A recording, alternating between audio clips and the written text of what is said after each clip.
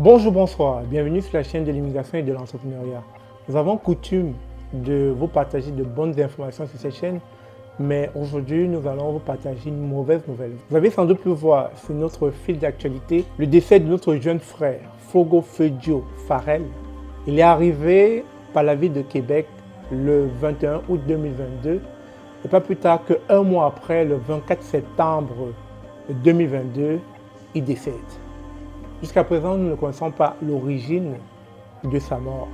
Sans plus tarder, je vais quand même vous lire un extrait de ce qui a pu bien arriver à ce jeune frère qui avait pour but, pour ambition, d'arriver au Canada en tant qu'étudiant et par après prendre sa place.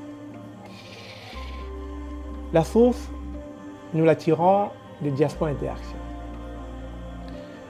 C'est triste, c'est troublant, c'est inexplicable, c'est incompréhensible.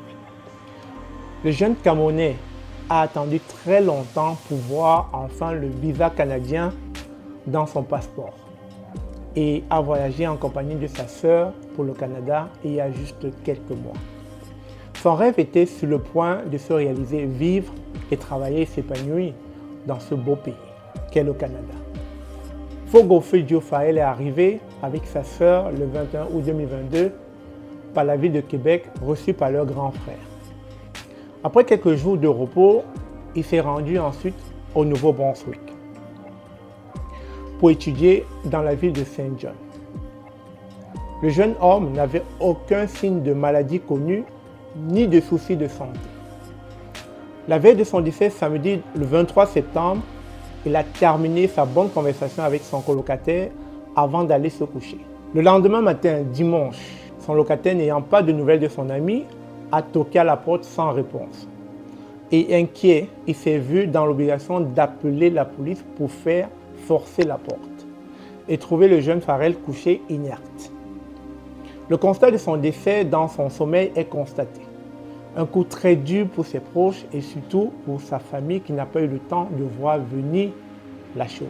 Compte tenu qu'il n'avait pas fait toutes ces démarches, dont des assurances ou encore s'inscrire au RPN, retour au pays natal, comme vous pouvez le constater, selon notre source Diaspora Interaction, les circonstances du décès du jeune Fogo restent encore indéterminées. Nous n'avons pas plus d'informations que ce que je viens de vous donner. Vous savez, la mort, c'est quelque chose d'imprévisible. On ne la prévoit pas. C'est la raison pour laquelle, lorsque nous immigrons, pour la plupart, on essaie de se rapprocher du groupe de l'organisme RPN, Retour au pays natal. C'est un organisme qui œuvre dans le sens de permettre à des personnes décédées ou encore à des proches dont des personnes sont décédées de pouvoir rapatrier leur corps sans pour autant souffrir financièrement.